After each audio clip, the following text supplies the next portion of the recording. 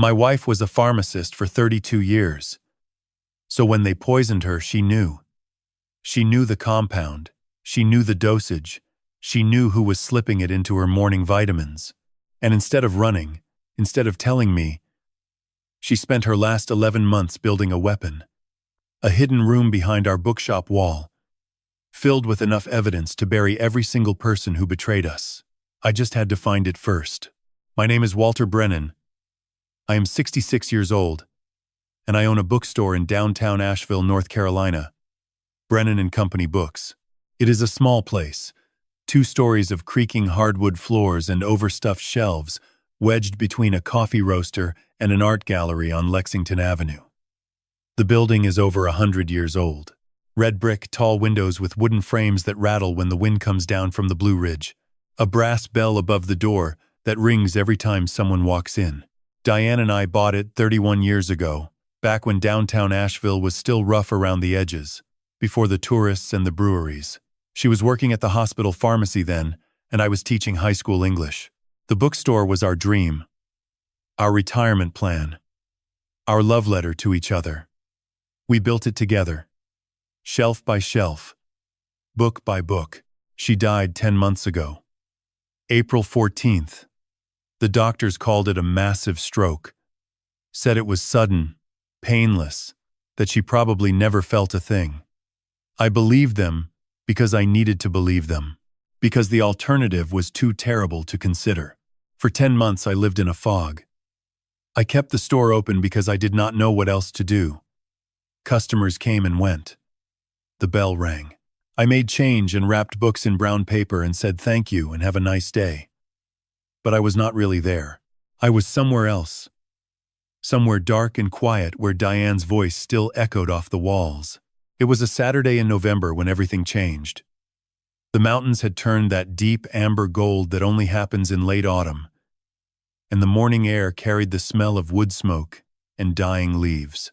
I had decided, finally, to clean out the basement, not Diane's things upstairs. I was not ready for that. But the basement beneath the shop had become a graveyard of unsold inventory, broken furniture, and 30 years of accumulated neglect. I told myself it was practical. The plumber had mentioned moisture problems last spring. But the truth is, I needed something to do with my hands, something physical and mindless to fill the hours between opening and closing time. The basement stairs groaned under my weight as they always did. I pulled the chain on the single bare bulb, and pale yellow lights spilled across the cluttered space. Boxes stacked to the ceiling, old display tables with broken legs, a filing cabinet from the 1990s that I could not remember ever opening. Dust hung in the air like fog. Disturbed by my footsteps for the first time in months, I worked for 3 hours, sorting, stacking, hauling boxes up the narrow stairs to the dumpster out back. By noon, I had cleared enough space to see the back wall for the first time in years. That is when I noticed it. The bookshelf against the far wall. It was different from the others down here. The others were cheap pine shelving we had assembled from kits, but this one was solid oak, beautifully crafted, with dovetail joints and a smooth finish, and it was bolted to the wall. Not leaning, not resting, bolted, with heavy-duty hardware that had no business holding up a shelf full of water-damaged paperbacks. I stared at it. My heart began to beat differently. Not faster exactly, but harder. Like it was trying to tell me something my brain had not caught up to yet. Diane had built this shelf. I remembered now. 2 years before she died, she had spent a weekend down here with her power tools and her carpenter's level. I had offered to help. She had kissed my cheek and said no. Honey, I need a project. Let me have this one. I had not thought anything of it at the time. Diane was always building something. Raised garden beds, a new spice rack for the kitchen, a birdhouse for the magnolia tree in our backyard. She liked working with her hands. Said it helped her think. But now, standing in that dusty basement with the single bulb swinging slightly overhead, I looked at that shelf with new eyes. It was too heavy for what it held. too well made, too deliberately placed against a wall that, now that I thought about it, should have been 6 feet further back based on the dimensions of the building above. My hands were trembling as I gripped the edge of the shelf. I pulled. Nothing. I pushed sideways. A soft click. Barely audible. And the entire unit slid to the right on hidden rollers. Smooth and silent despite its weight. Behind it was a door. Not a proper door with a frame and hinges, but a panel of drywall mounted on a track, painted to match the surrounding wall. Invisible, unless you knew it was there. I pushed the panel aside and felt cool air rush past my face, carrying a smell I did not recognize. Something chemical. Something deliberate. I reached inside and found a light switch. Fluorescent tubes flickered to life overhead, buzzing softly. And I stood there, frozen, staring at something that made no sense. Something that rewrote every assumption I had ever made about my wife, about my family, about my life. It was a room, maybe 8 feet by 10 feet, carved out of the space between the basement wall and the building's foundation. The walls were covered, not with shelves or storage, but with photographs. Dozens of them, pinned in clusters, connected by red string that crisscrossed the space like a spider's web. And in the center of that web, 5 photographs larger than the rest, each circled in red marker. My brother Russell, my son Dean, my niece Megan, Sheriff Boyd Garrett, and written beneath each face in Diane's precise handwriting, a single word: guilty. I do not know how long I stood there. Minutes, maybe longer. The fluorescent lights hummed above me, cold and clinical, turning the room into something that belonged in a police precinct, not beneath a bookshop in downtown Asheville. I forced myself to move. One step, then another, into the room my wife had built in secret. The air was cool and dry, carefully controlled. A small dehumidifier hummed in the corner, still running after 10 months. Diane had thought of everything. The photographs covered 3 walls. Each cluster was labeled with dates and locations in Diane's careful pharmacist handwriting. Strings connected faces to places, places to documents, documents to bank statements. It was meticulous, obsessive, the work of someone who knew exactly what she was doing and exactly how little time she had left. Against the 4th wall sat a desk. On it, a laptop I had never seen before, its power light blinking green. Beside it, 2 small safes bolted to the floor. A stack of notebooks, and taped to the wall above the desk, a single index card, in red ink. Start here. I sat down. The chair was Diane's desk chair from the shop upstairs, the one I thought I had donated months ago. How many nights had she sat here while I slept above her, oblivious? I opened the laptop. No password. The desktop held a single folder labeled "For Walter." Inside, 47 numbered files, and one at the top named "Read This First." I clicked it open. Diane's words filled the screen. "Walter, my love, if you are reading this, I am already dead." And it was not a stroke. My vision blurred. I gripped the edge of the desk until my knuckles turned white. I know that is a terrible thing to read. I am sorry for the secrecy, for the lies. For every night, I came to bed late, claiming I was reorganizing pharmacy shelves. I was here, building the case that I hope will save your life after I am gone. What you find in this room will hurt you. It will break something that may never fully heal. But you need to know, because the people who killed me are still close to you. They eat at your table. They call you family. And they are not finished. I wiped my eyes and kept reading. Your brother Russell is running an illegal opioid distribution network through his pharmacy chain. 15 locations across 5 states. Tens of millions of dollars. Hundreds of people dead from overdoses linked to pills diverted, relabeled, and sold through back channels. I discovered it 14 months ago helping Megan with an inventory discrepancy at the Biltmore store. Too many controlled substances ordered, Too few dispensed, legitimately. I started looking closer. I wish I had not. Your son Dean handles the financial side. He has been laundering money through shell companies for 3 years. I do not believe he understood what he was getting into at first. But he is in too deep now.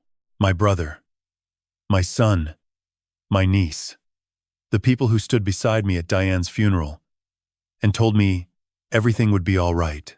Megan is diverting fentanyl and oxycodone for distribution. She is also the one who poisoned me.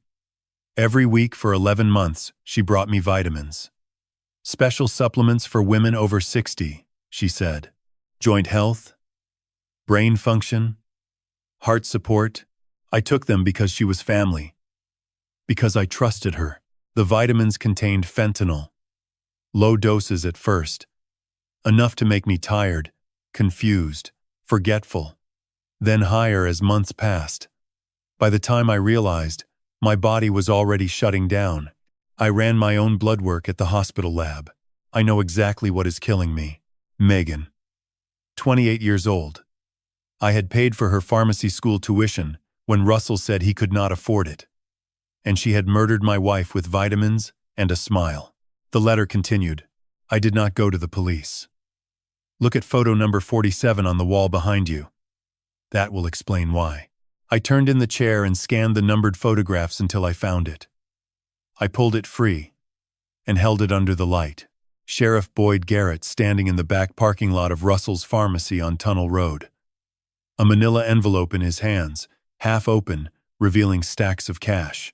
Russell beside him, hand on the sheriff's shoulder, both men smiling. The timestamp read March 15th. 2 years ago. On the back, Diane had written in pencil, Garrett receives $12,000 monthly. In exchange, he suppresses overdose investigations, loses evidence, and intimidates witnesses. 3 families tried to file complaints. All were discouraged. I set the photograph down. My hands would not stop shaking. Diane's letter continued on screen. You cannot go to the police, Walter. You cannot trust anyone in this town who wears a badge. But you can finish what I started. Everything you need is in this room. 47 files, 12 audio recordings, financial documents going back 3 years, enough to bring them all down through the federal government. The DEA. Someone Russell cannot buy. Be careful, my love. Be patient. And be brave. You were always braver than you knew. I closed the laptop. The screen went dark.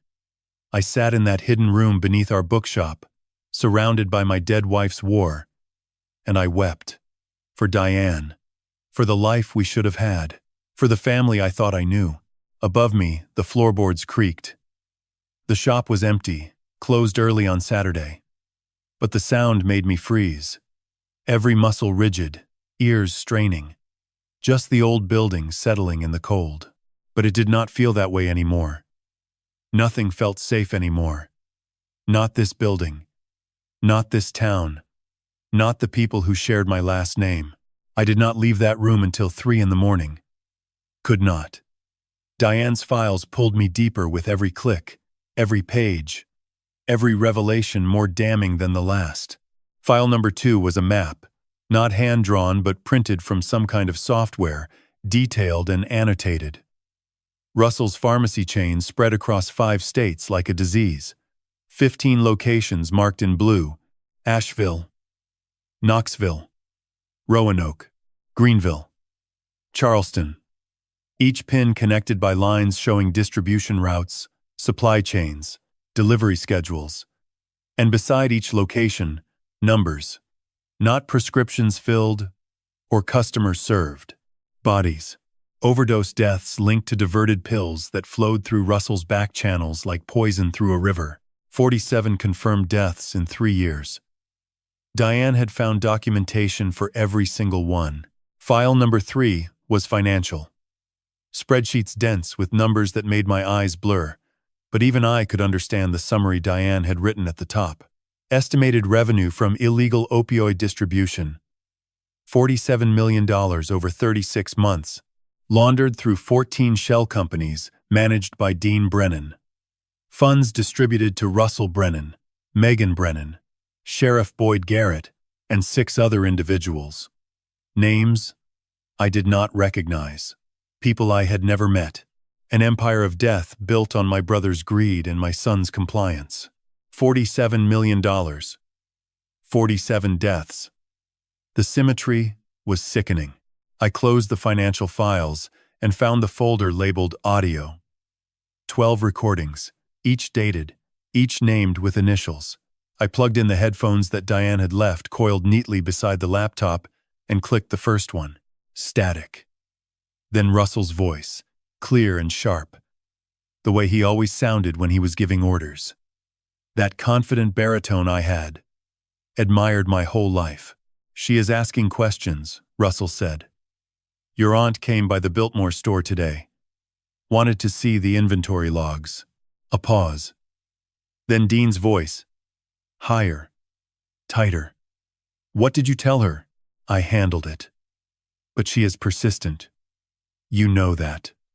Russell laughed softly. Always was the smartest one in the family. Another pause. Then Russell again, and this time his voice was different. Colder. Flatter. "We need to handle this, Dean. Before she finds something we cannot explain away." The recording ended. I sat there with the headphones pressed against my ears, listening to silence, trying to reconcile the voice I had just heard with the man who had taught me to fish when I was 8 years old, the man who had carried me on his shoulders at the county fair. My little brother. I clicked the next recording, and the next. Each one pulled me further into the darkness. Megan discussing dosages with someone I did not recognize. Dean arguing with Russell about money, his voice cracking with fear. Garrett on the phone, casual and professional, explaining how he had convinced a grieving mother to drop her complaint about her son's overdose death. But the recordings that destroyed me were Diane's. She had made audio journals, personal entries recorded late at night. Her voice quiet and close, as if she were speaking directly into my ear from the other side of death. The early ones sounded like her. Strong, clear, determined. The Diane I knew. The Diane who could organize a church fundraiser and solve a crossword puzzle simultaneously. August 22nd. I confirmed the fentanyl contamination today. Ran the sample 3 times to be certain. The concentration is 0.3 milligrams per capsule. Sublethal, but cumulative. At this rate, organ failure within 8 to 12 months. I need to work faster. But as the dates progressed, her voice changed. October, November, December. Each recording slightly weaker, slightly slower. Words that used to come sharp now came soft and uncertain. The poison was working, eating away at her from the inside while she fought to document everything before it finished her. January 14th. Hard to focus today. Forgot Ruby's name at the pharmacy. Stood there for 30 seconds trying to remember. The fentanyl is affecting my cognitive function now. I need to finish the financial analysis before I lose the ability to understand the numbers. February. Her voice was barely a whisper. February 26th. Confronted Megan today. Could not help it. She came with the vitamins, and I looked at her and said, "I know what is in these." She just smiled. Said I should be more careful. Said accidents happen to people who ask too many questions. I should have been afraid. Maybe I was. But mostly I was angry. How dare she smile at me like that in my own home? March. The last recordings. I could barely hear her. Each word seemed to cost her everything she had left. March 28th. Walter, my love, I am running out of time. I can feel it. My hands do not work right anymore. My thoughts scatter like leaves. But I need you to know that everything is here, everything you need. 47 files, 12 recordings, 2 safes with physical evidence. I have done everything I can. She paused. I heard her breathing, labored and thin. I love you, Walter. I have loved you for 34 years, and I will love you long after I am gone. Finish what I started. Not for me. For the families who lost children. For Martha Yancey, who almost died.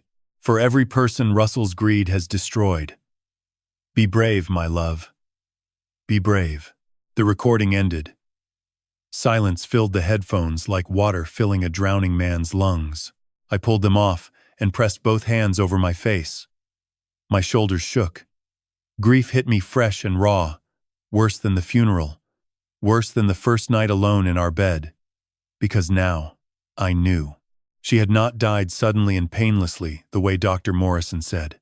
She had died slowly, deliberately, aware of every moment, fighting until her body could not fight anymore.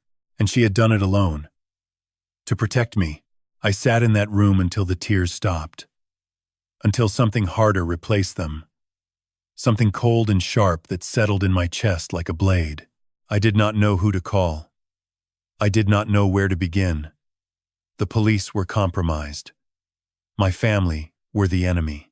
I was a 66-year-old bookseller with no connections, no power, no weapons except a dead woman's files on a laptop in a hidden room. But Diane had believed I could do this. She had spent 11 months dying, and still, she had believed in me. I looked at her photographs on the wall. Russell, Dean, Megan, Garrett. Guilty. All of them. I would make them pay. I did not know how yet, but I would. Sunday morning. The Brennan family brunch. A tradition Diane had started 20 years ago, and Russell had continued after she died, hosting every week at his house in Biltmore Village. I had not missed one since the funeral. Skipping now would raise questions I could not afford. I showered, shaved, put on the flannel shirt Diane had bought me last Christmas. Looked at myself in the bathroom mirror. Same face, same tired eyes. But everything behind them had changed. I was walking into a den of killers, wearing the skin of a grieving old man. I needed that skin to hold. Russell's house sat at the end of a tree-lined street. A restored craftsman bungalow with a wraparound porch and a garden that his landscaper maintained with military precision. Beautiful. Expensive. Built on the bones of 47 dead strangers. I parked behind Dean's sedan and sat for a moment, gripping the steering wheel. Breathe, Walter. You have eaten 1,000 meals with these people. Just eat one more. The front door was open. The smell of bacon and fresh coffee hit me as I stepped inside. Russell's voice boomed from the kitchen, warm and commanding the way it always was. The way it had been on those recordings when he said, "Handle this." Walter. Russell appeared in the hallway, wiping his hands on a dish towel. Big smile, open arms. He pulled me into a hug that I forced myself to return. You look tired, brother. Sleeping okay? Getting there, I said. You know how it is. I know. He squeezed my shoulder. One day at a time. Dean was already at the dining table, scrolling through his phone. He looked up when I entered and offered a smile that did not reach his eyes. Hey, Dad. His voice was thin, stretched. I had never noticed before how much tension he carried in his shoulders. How his gaze flicked toward Russell every few seconds, like a dog checking its master's mood. Hey, son. Megan appeared from the kitchen carrying a platter of scrambled eggs. 28 years old. Blonde hair pulled back in a ponytail, wearing a university sweatshirt that made her look like a college student instead of a murderer. Morning. Uncle Walter. She set the platter down and kissed my cheek. Her lips were cold. We sat. Russell served. Coffee poured. Plates filled. Forks clinking against china. Normal sounds. Family sounds. Sounds that used to mean safety. I ate slowly. Tasting nothing. Watching everything. The way Russell's eyes moved around the table, always assessing. The way Dean's fork trembled slightly between bites. The way Megan sat perfectly still, perfectly composed, perfectly unreadable. So, Russell said, buttering toast with casual precision. How is the old store? Keeping you busy? Busy enough, I said. Started cleaning out the basement yesterday. Russell's knife paused mid-stroke. just for a heartbeat, then resumed. The basement? That old dungeon? He chuckled. About time. Diane always said she was going to organize it but never got around to it. The lie was so smooth it almost convinced me. Diane had organized it. Meticulously. Behind a shelf Russell did not know about. Find anything interesting down there? He asked. His tone was light, but his eyes were not. Boxes mostly. Old inventory. Mice. I shrugged. Nothing worth keeping. Dean coughed into his napkin. I watched his knuckles whiten around the fabric. You know, Russell continued, leaning back in his chair. You ever think about renovating? That basement has good square footage. Could be a nice event space. Author readings, book clubs. Might bring in some extra revenue. He was probing. Testing. Seeing if I would flinch. Maybe, I said. Lot of work, though. I'm not sure I have the energy these days. Russell nodded sympathetically. Of course. No rush. Just an idea. Megan stood and collected plates. More coffee, Uncle Walter? She asked.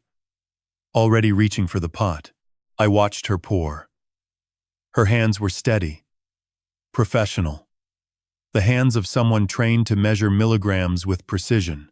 She set the mug in front of me, and I wrapped my fingers around it, feeling the warmth seep into my palms. Thank you, sweetheart, I said. She smiled. That same smile Diane had described in her journal entry. The one she wore while handing over poison vitamins every week for 11 months. I lifted the mug to my lips but did not drink. Held it there. Felt the steam against my face. When Megan turned back to the kitchen and Russell engaged Dean in conversation about some business matter, I lowered the mug beneath the table and poured half of it into the potted plant beside my chair. The rest of brunch passed in fragments. Russell talked about expanding the pharmacy chain into Virginia. Dean nodded along, agreeing with everything. His voice hollow. Megan cleared dishes with efficient silence. I smiled and nodded and said the right things at the right times and felt like a dead man pretending to be alive. At noon, I made my excuses. Hugs at the door. Russell's grip on my shoulder a little too firm. Dean could not look me in the eye. Megan waved from the kitchen window as I walked to my car. I drove slowly through Biltmore Village, past the shops and restaurants, past the tourists photographing the autumn leaves. 2 blocks from Russell's house, I checked my rearview mirror. A patrol car. Sheriff's department. Parked on the curb with its lights off and engine running. I could not see the driver's face behind the tinted windshield, but I did not need to. I knew who it was. I knew what it meant.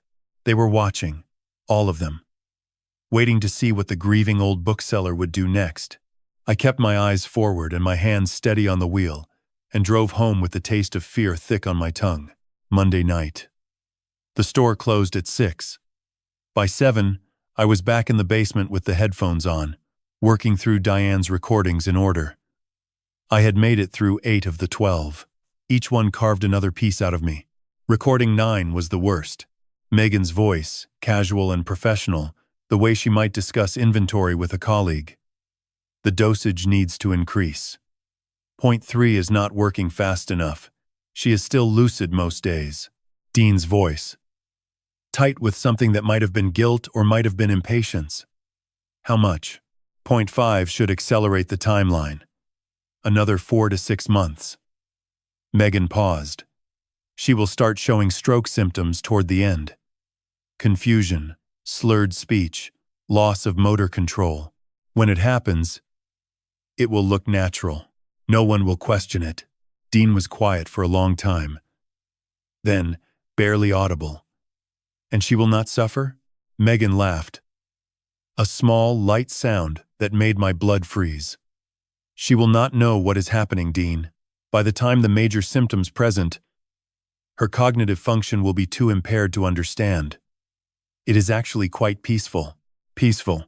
They had discussed my wife's murder the way people discuss remodeling a kitchen. Timeline. Budget. Materials. A project to be managed. and completed on schedule. And Dean had asked if she would suffer. As if that made him better. As if caring about the method absolved him of the result. I pulled the headphones off and pressed my fists against my eyes until I saw white. The fluorescent lights buzzed overhead. The dehumidifier hummed. Diane's face watched me from a dozen photographs on the wall, and in every one she was smiling. She had listened to this recording. She had sat in this same chair and heard her niece discuss her murder in clinical detail. And she had kept going. Kept collecting evidence. Kept building her case while the poison ate her alive from the inside. I do not know if I have ever known anyone braver. It was past 2 a.m. when I heard it. A sound from above that did not belong to the old building settling. Not a creak. Not the wind. Glass. Breaking. Sharp and deliberate. I yanked the headphones off. Froze. Listened. Footsteps. Heavy. Moving through the shop above me. Someone was inside. My heart slammed against my ribs.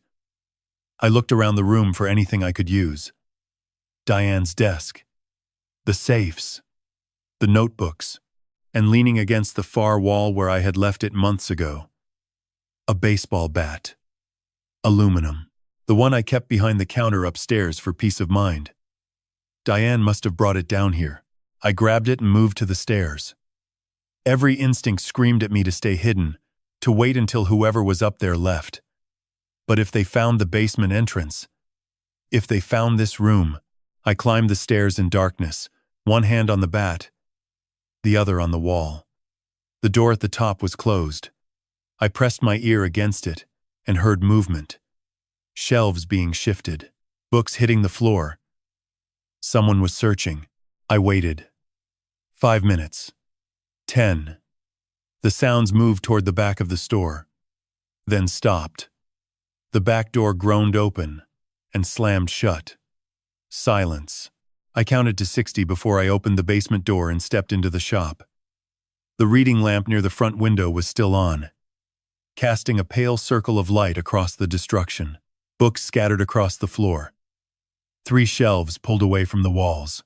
The glass panel on the back door shattered. Fragments glittering on the hardwood like scattered teeth. They had been looking for something. But they had not found the basement. The entrance was hidden behind the counter, beneath a rug, and a trap door that looked like part of the original floor. Diane had designed it that way. I called 911. My voice was steady despite the shaking in my hands. Break in at Brennan & Company Books on Lexington Avenue. Someone went through my store. A patrol car arrived in 9 minutes. But it was not a regular deputy who stepped out. It was Sheriff Boyd Garrett himself. 2 a.m, and the sheriff responds personally to a bookshop break-in. That told me everything. He walked through the store with his flashlight, casual and thorough, asking questions he already knew the answers to. Any idea who might have done this, Walter? Anything valuable in here worth stealing? Just books, I said. Nothing worth much. Garrett nodded, sweeping his light across the shelves. The counter. The floor. He walked slowly toward the back of the store. His boots thudded against the hardwood. Each step deliberate. And then he stopped. He was standing on the rug. Directly above the trap door. Directly above the stairs that led to Diane's room. You should think about selling this place, Walter, he said, his flashlight beam moving slowly across the walls. Old building like this. Not safe for a man living alone. He looked at me over his shoulder. Things happen in empty buildings at night. I held his gaze. I will think about it, I said. He stood there for another 10 seconds. 10 seconds with his boots planted on the only thing separating him from evidence that would put him in prison for the rest of his life. Then he tipped his hat and walked toward the front door. I will have a deputy swing by a few extra times this week, he said. Keep your doors locked, Walter. He left. I stood in my ruined shop, the baseball bat still in my hand, and listened to his patrol car pull away. My legs gave out, and I sank onto the floor behind the counter, pressing my back against the trap door. They knew I had something. They just did not know where. I spent Tuesday boarding up the back door and reshelving books that the intruder had scattered. My hands worked on autopilot, while my mind circled the same impossible question. How do you fight an enemy when the people meant to protect you are the enemy themselves? I had evidence. Mountains of it. But evidence means nothing if there is no one to give it to. Garrett controlled local law enforcement. Russell's money could reach the state level. Diane's letter said federal. DEA. FBI. But I did not know anyone in the federal government. I was a bookseller. I knew how to order inventory and balance a register and recommend novels to lonely people on rainy afternoons. I did not know how to bring down a drug empire. Wednesday morning changed everything. The bell above the door rang at 9:30. I looked up from the counter, where I was taping a cardboard patch over the broken glass panel. A temporary fix until the glazier could come Friday. A woman stood in the doorway.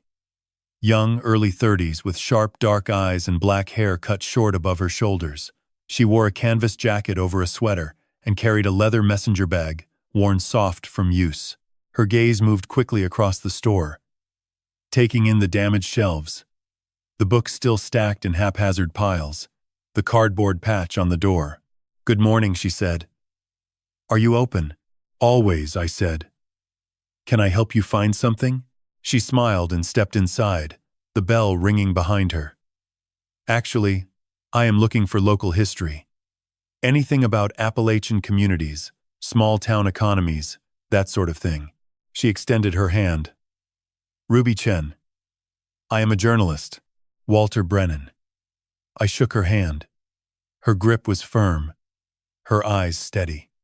She did not look away the way most people did when they shook hands with an old man. She held my gaze like she was reading the pages behind it.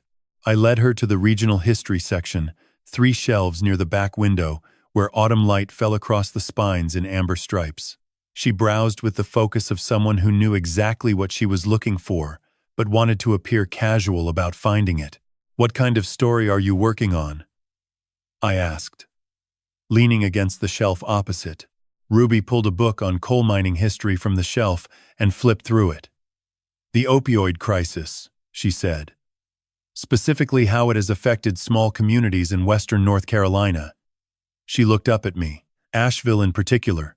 My chest tightened. "That is a big topic," I said carefully. "It is." She set the book down. "I have been researching for 3 months, interviewing families, reviewing public health records, pharmacy distribution data." She paused, watching my face. "Mr. Brennan, are you familiar with the overdose statistics in this county?" "I know it has been bad," I said. "Everyone knows. 12 confirmed deaths in the past 3 years, linked to one pharmacy chain in this area." Ruby's voice was quiet, but precise. 12 families who lost someone, and every single investigation was closed without charges. Everyone. I said nothing. My hands gripped the edge of the shelf behind me. Ruby tilted her head slightly. "The pharmacy chain is Brennan Family Pharmacies. I know that is your last name. I am not here to accuse you of anything, Mr. Brennan. But I need to understand the connection." There it was. Direct and unflinching. This woman had walked into my store knowing exactly who I was and exactly what she wanted to find. I stood very still for a long time. Diane's voice echoed in my head. "Federal. Someone Russell cannot buy." A journalist was not the DEA, but a journalist could reach the DEA in ways I could not. "My brother Russell owns that chain," I said. "Not me. I sell books." Ruby nodded. "I know. But your son Dean works for him. Financial management. And your niece Megan is a pharmacist at the Tunnel Road location." She knew. Not everything, but enough to be dangerous. Enough to get herself killed if she was not careful. I looked at her for a long moment, measuring, deciding. Then I said something that Diane would have told me not to say. Something reckless and desperate and probably very stupid. "Come with me." I led her to the counter and reached beneath it, pulling out a single photograph I had taken from the basement that morning. Just one. A test. Sheriff Boyd Garrett receiving a cash envelope from Russell in the pharmacy parking lot. Ruby took the photograph. Her face went pale beneath the warm shop light. She turned it over, read Diane's handwriting on the back, and looked up at me with eyes that were no longer casual. "Mr. Brennan," she said slowly, "do you know what you have here?" "I know exactly what it is," I said. "This is not just a story." She set the photograph down on the counter with deliberate care. "This is a federal case. This is RICO. This is conspiracy and murder and corruption at the law enforcement level." She looked at me hard. "Where did you get this?" "My wife left it for me," I said. "Before she died." Ruby stared at me. The clock on the wall ticked. Outside, a delivery truck rumbled past on Lexington Avenue. "Your wife," she said quietly. "The pharmacist who died of a stroke 10 months ago." "It was not a stroke," I said. Ruby Chen sat down slowly on the stool beside the counter. She pulled her messenger bag onto her lap and took out a notebook and a pen. Then she looked at me with an expression I had not seen directed at me in a very long time. "Respect. Tell me everything," she said. I did not tell her everything. Not yet. But I told her enough. Enough for her to understand the scope, the danger, the reason I could not go to local authorities. She listened without interrupting, filling pages of her notebook in tight shorthand. When she left an hour later, she squeezed my hand at the door. "I have contacts at the DEA field office in Charlotte," she said. "Let me make a call. I will be in touch." I watched her walk down Lexington Avenue, messenger bag swinging against her hip. And then I looked across the street. Garrett's patrol car, parked in front of the coffee roaster. Engine off. Windows dark. Facing my store. He had watched her come in, and he had watched her leave. 3 days passed without incident. Ruby called once from a blocked number to say she had reached her contact at the DEA field office in Charlotte and was waiting for a call back. "Be patient," she said. "These things take time." I did not feel patient. Every time the bell above the door rang, my chest seized. Every time a car slowed on Lexington Avenue, I looked for Garrett's cruiser. I slept in 2-hour intervals, waking to every sound the old building made. Diane's room sat beneath me like a loaded weapon, and I was the only thing standing between it and the people who wanted it destroyed.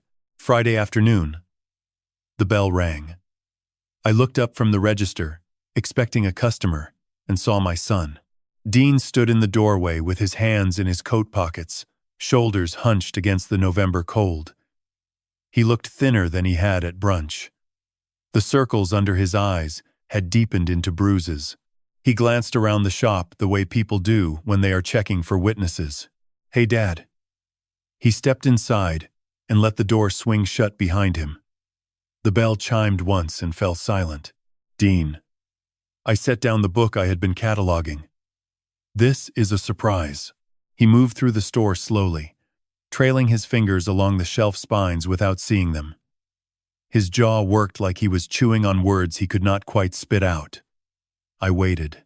I had learned from Diane's recordings that Dean always talked eventually. You just had to let the silence stretch long enough to become unbearable. He stopped at the front window and looked out at the street. His breath fogged the glass.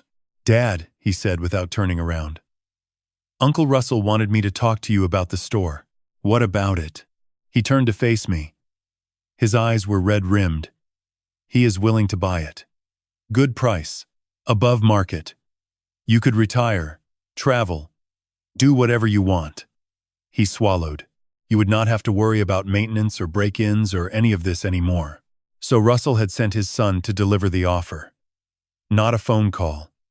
Not a letter. His son. Because Russell knew I could not say no to Dean as easily. Because Russell used people the way other men use tools.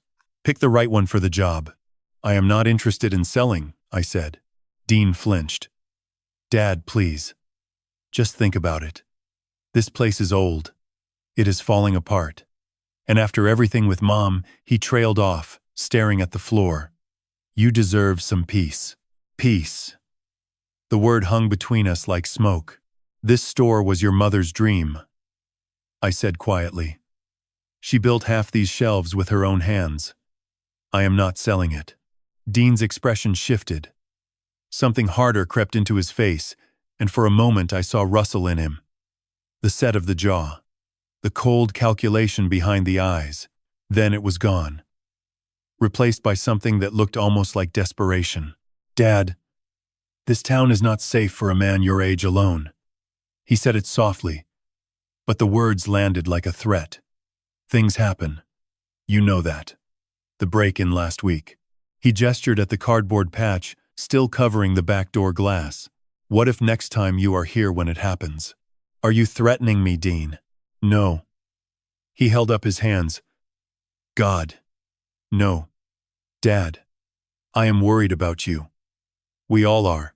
The silence stretched between us. I looked at my son, 35 years old. The baby I had held in the delivery room, crying with joy. The boy who used to sit behind this very counter doing homework while Diane and I shelved books. The man who had stood beside a murderer and asked if his mother would suffer. "Dean," I said, "do you ever miss your mother?" The question hit him like a physical blow. His face crumbled. Not the mask, not the performance. The actual face beneath. For 3 seconds I saw my son. The real one. Lost and terrified and drowning in something he could not escape. His lips trembled. His eyes filled. "Every day," he whispered. "Every single day." Then the mask slammed back into place. He straightened, cleared his throat, adjusted his coat. "Just think about the offer, Dad," he said. His voice was flat again, controlled. "I will tell Russell you need time." He walked to the door without looking back. The bell rang as he left. I watched him climb into his car and pull away, and I stood there for a long time, holding the edge of the counter, trying to decide if what I had seen in his eyes was genuine remorse or a very good performance. That night, I locked up the store at 8, as usual, checked the front door, checked the windows, then walked to the back door with the cardboard patch, and stopped. The lock was different. I stared at it. Same brand, same color, same general shape, but the keyhole was slightly higher than before. The brass was too clean, too new against the weathered door frame. Someone had replaced the lock, installed a new one with a new key, a key I did not have. I tested my old key. It did not fit. Someone had access to my store, could walk in any time they wanted, day or night, without breaking a window or forcing a door, could slip downstairs while I slept at home and search until they found what they were looking for. I stood there with my useless key in my hand, the cold November air seeping through the cardboard patch, and understood something with terrible clarity. I was running out of time. They were getting bolder, more desperate, and if I did not find help soon, they would find Diane's room before anyone could use what was inside it. Saturday morning. I found the note in the mail slot when I opened the store. A scrap of paper, folded once, no envelope. Block letters in pencil. "Diane trusted me. So can you. T.Y." I stared at those initials. T.Y. Thomas Yancey. The old man who lived 4 doors down from the bookshop in a narrow brick row house with window boxes full of dead marigolds. 74 years old. Vietnam veteran, according to the faded bumper sticker on his truck. I had known him for 20 years in the way you know neighbors in a small downtown block, a wave across the street, a nod at the hardware store. Diane had been friendlier with him than I was. She used to bring him books she thought he would like. Military history. Spy novels. He never returned them, but she never asked. Diane trusted me. I closed the store at noon and walked 4 doors down. Thomas's house was narrow and plain.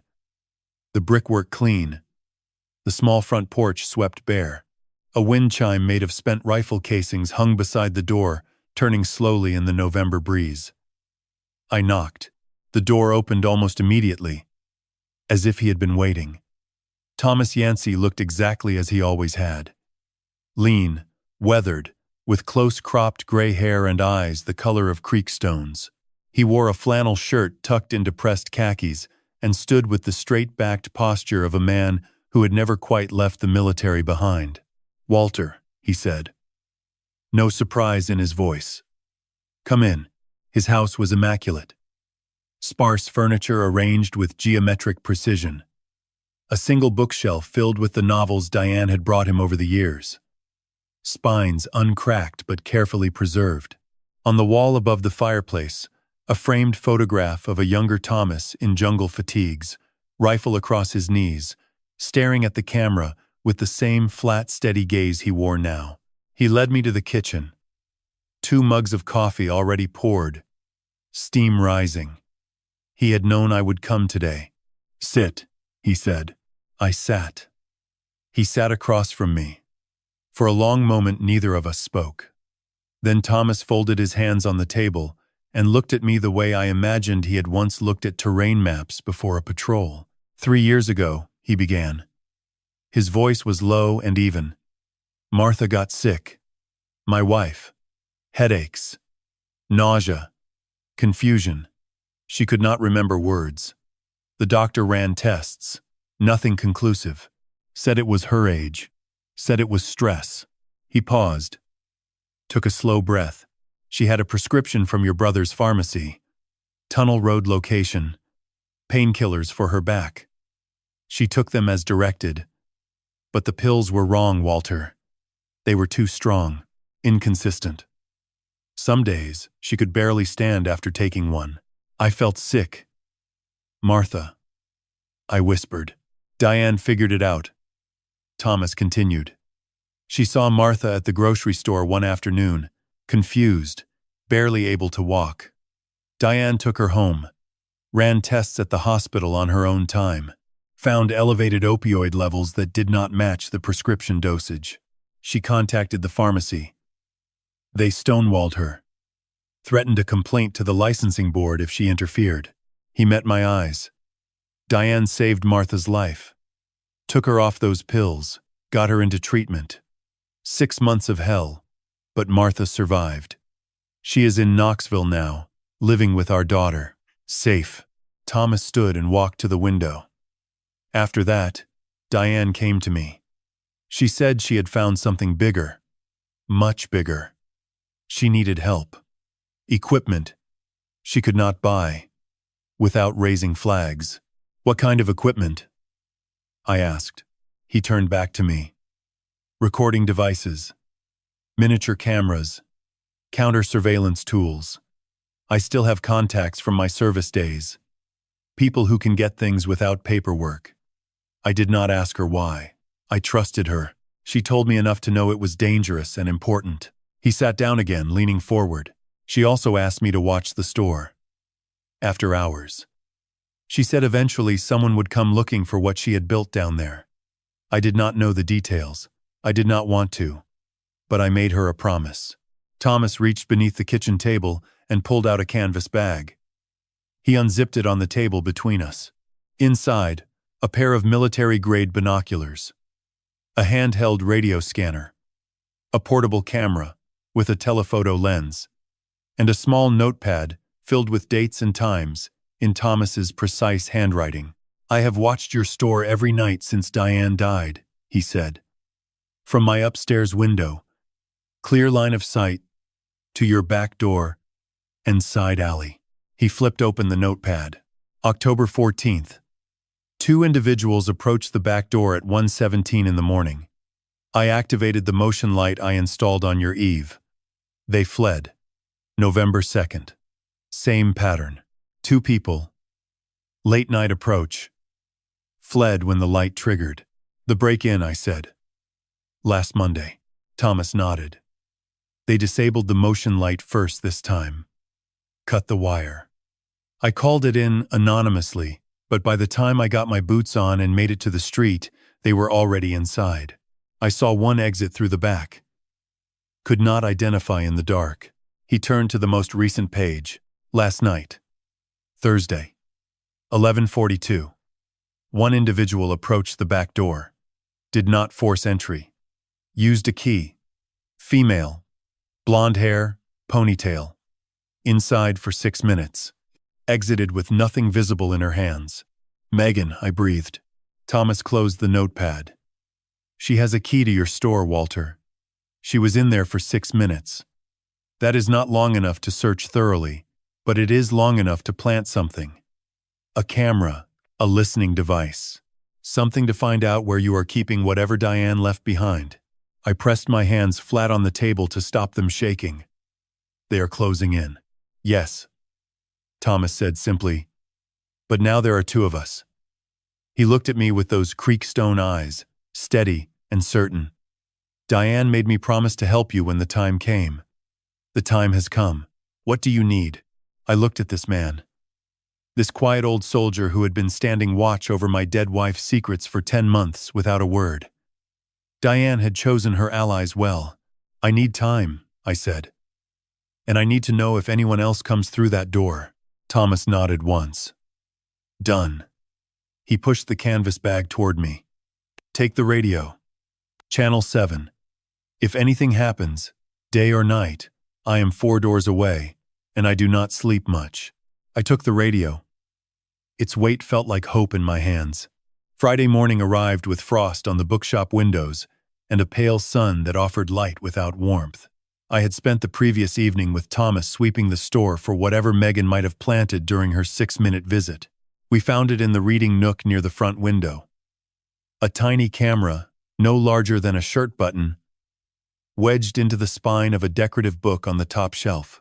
Lens pointed directly at the counter and the basement entrance behind it.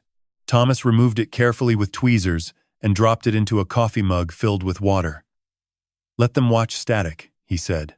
We did not find anything else. But that did not mean there was nothing. The store was full of books, shelves, hidden corners.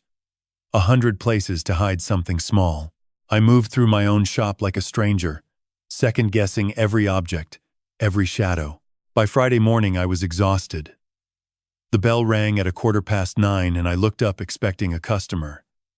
It was Dean. He carried 2 paper cups from the coffee shop down the street. Steam curled from the lids. He smiled, and for a moment he looked like the boy he used to be. Awkward. Eager to please. Desperate for approval. Hey, Dad. Brought you something. He set 1 cup on the counter in front of me. Made them put in extra cinnamon. Just like Mom used to make on cold mornings. Remember?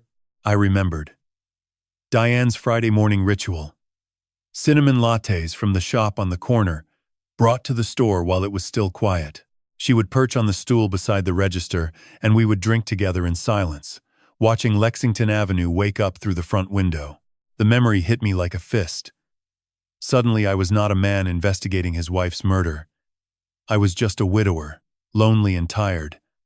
And my son was standing in front of me offering coffee and a piece of the past. Thank you, son, I said. My voice cracked slightly. Dean smiled again. That real smile, the one beneath the mask, thought you could use it. It has been a rough few weeks. I lifted the cup. The cardboard was warm against my palms. Cinnamon and espresso filled my nose. Diane's smell. Friday mornings. Love. In a paper cup. I drank. 1 long sip. Then another. The coffee was rich and sweet and warm going down, and for 30 seconds I forgot everything. Forgot the room beneath my feet. Forgot the photographs on the wall. Forgot that my son had asked a murderer if his mother would suffer. Dean stayed for 10 minutes. Small talk. Weather. A new restaurant opening on Haywood Street. Normal father and son conversation that felt almost real. Then he squeezed my shoulder, said he had a meeting, and left. The bell rang behind him. I sat on my stool behind the counter and held the half-empty cup and tried to remember the last time my son had touched me with genuine warmth. 20 minutes later, the room tilted. It started subtle. A slight blur at the edges of my vision. A heaviness in my limbs that had not been there before. I blinked, and the bookshelves swam sideways. I gripped the counter. My fingers felt thick and clumsy. as if they belonged to someone else. No. The word formed in my mind, but did not reach my mouth. No. No. No. The cup. The coffee. Cinnamon to mask the taste. Just like Mom used to make. My legs buckled. I slid off the stool and hit the floor behind the counter. The impact sent a jolt of pain through my hip, but I barely felt it. My vision was narrowing, darkening at the edges like a closing curtain. My lungs felt heavy. Each breath required effort that my body was rapidly losing the ability to provide. The radio. Thomas's radio. I had clipped it to my belt that morning. My hand fumbled at my waist, fingers barely cooperating. I found it. Pressed the button. Channel 7. Thomas. I do not know if the word came out. My lips felt numb.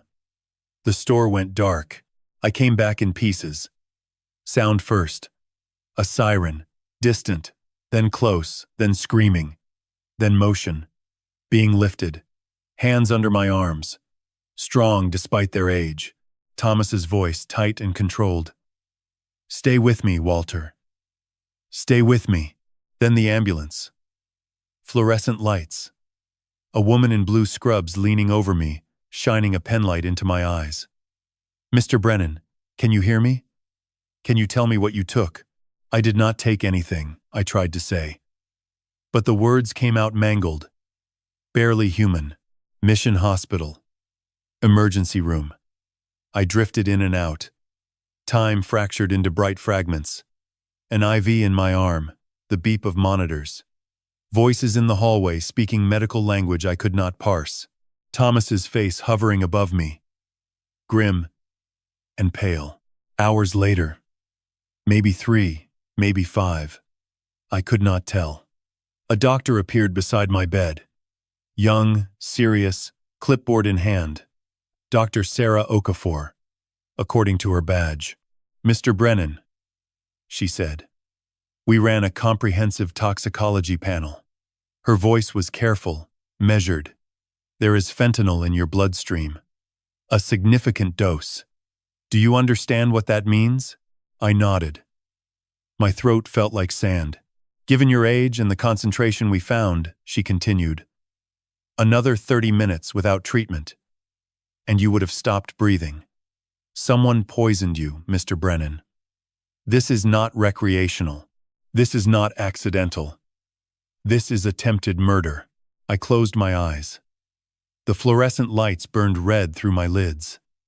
My son had brought me coffee with cinnamon, and a smile, and enough poison to stop my heart. Thomas leaned close to my ear. I called Ruby. He whispered, she is on her way. An hour later, my phone buzzed on the bedside table. Ruby's name on the screen. I answered, with a hand that still trembled. Walter. Her voice was urgent, barely contained. Are you safe? Hospital, I managed. Mission, I know. Thomas told me. Listen to me carefully. I spoke to my contact at the DEA this morning before I even heard about this. Agent Dominic Reeves. He reviewed the photograph and the preliminary information I sent him. Walter, he is flying in from Charlotte tomorrow morning. He wants to see everything. I let my head fall back against the pillow. Tears leaked from the corners of my eyes, sliding into my hair. Tomorrow, Ruby said. We start fighting back tomorrow. Just stay alive until then. I looked at the ceiling. White tiles. Fluorescent tubes. The steady beep of my heart on the monitor. Proof that I was still here. Still breathing. My son had tried to kill me. And I was still breathing. Tomorrow. I whispered. Tomorrow. He arrived at 7 the next morning.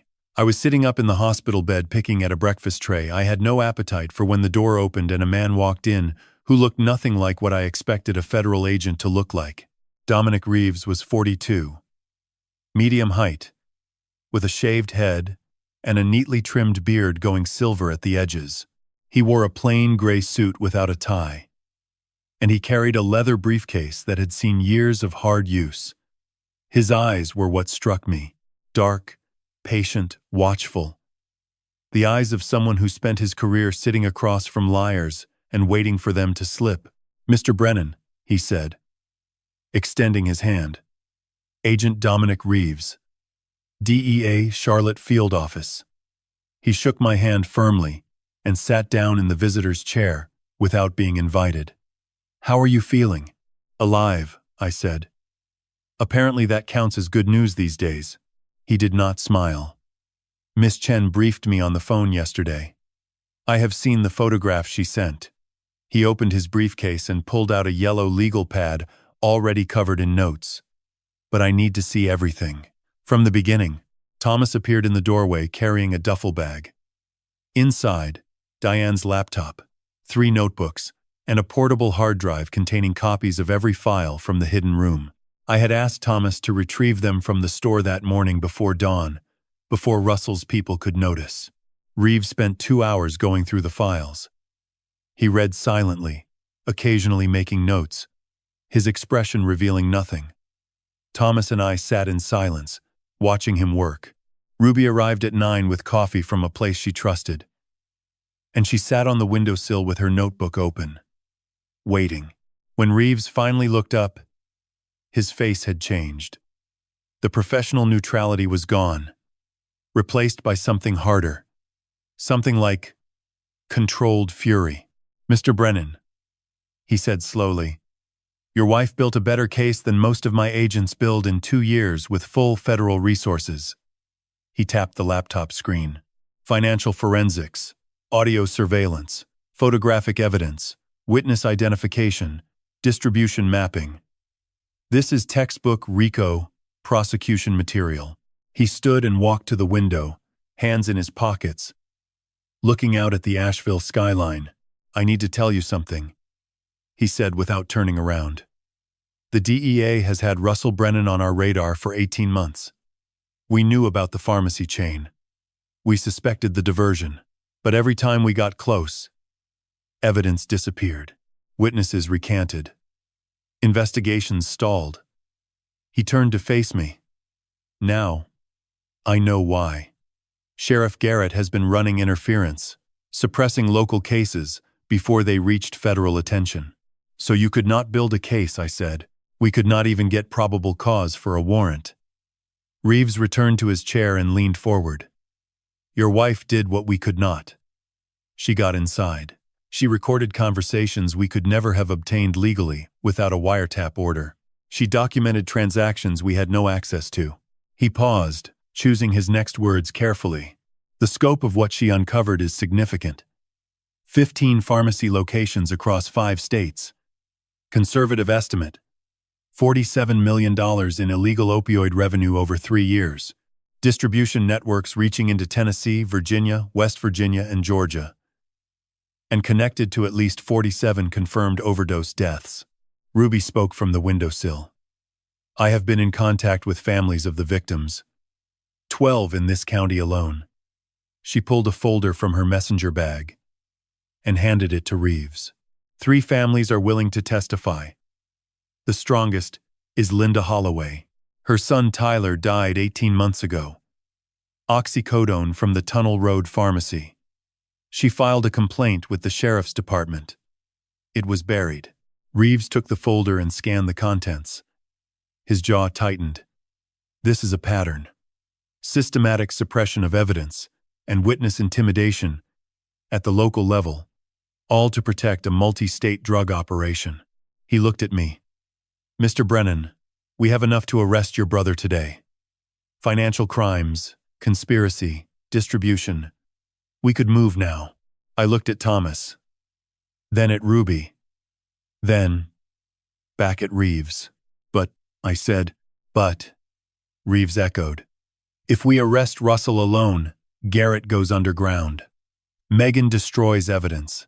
Your son lawyers up, and we spend 3 years in court fighting for convictions that may not come. We need them all. In one move."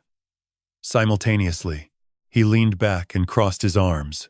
"Ideally, we need them in one room. Talking. Admitting things on tape in a controlled environment. where we can record everything with federal authorization. A legal recording that holds up in court, unlike your wife's unauthorized surveillance. The room fell quiet. The heart monitor beeped softly beside me. Outside, a bird sang on the windowsill, oblivious. I looked past Reeves, past Ruby and Thomas. Out the window.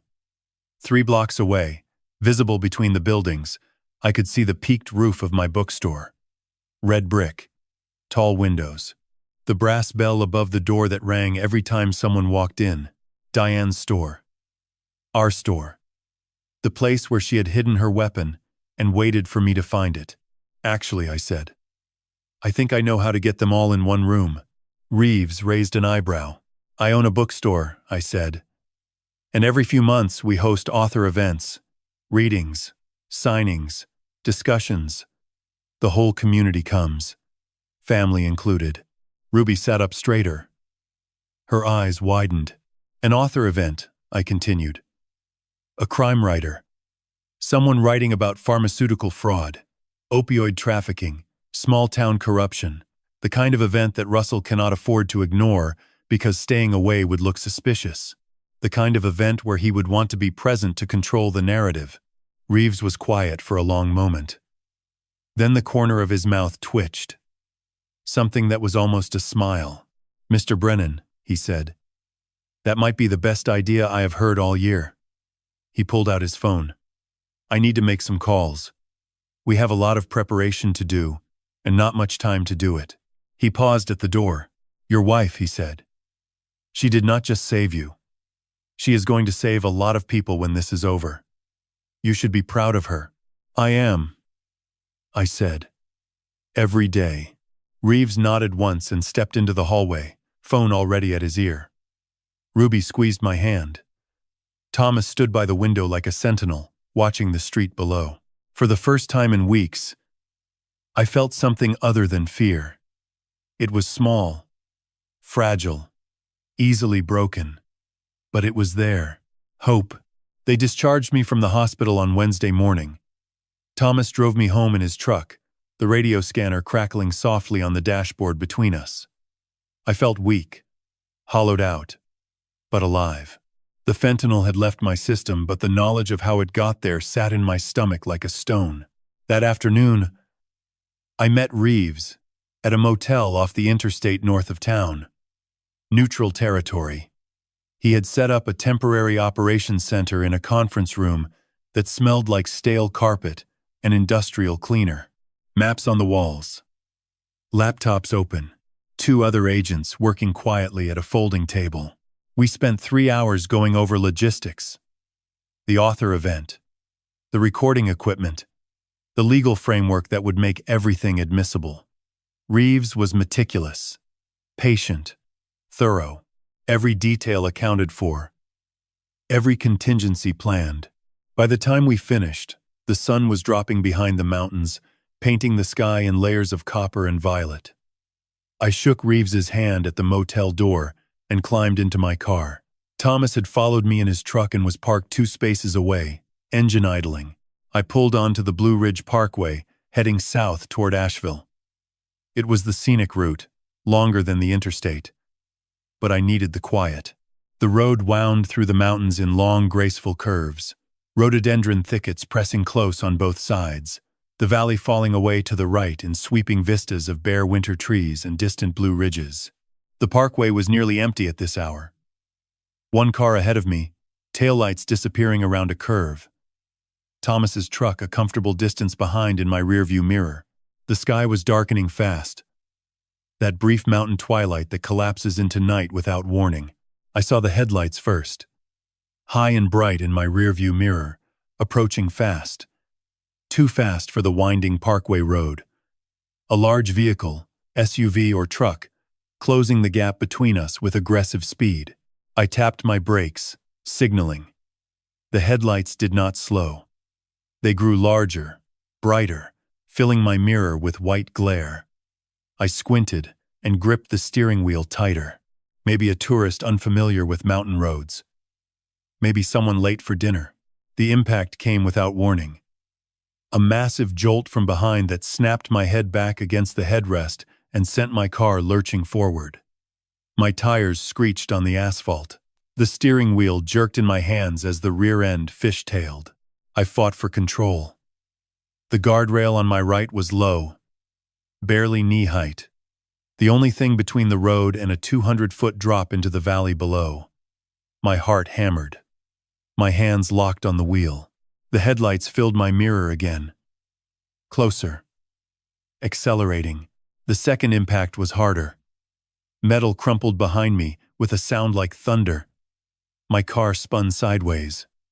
The guardrail rushed toward me. A thin ribbon of steel against the darkening sky.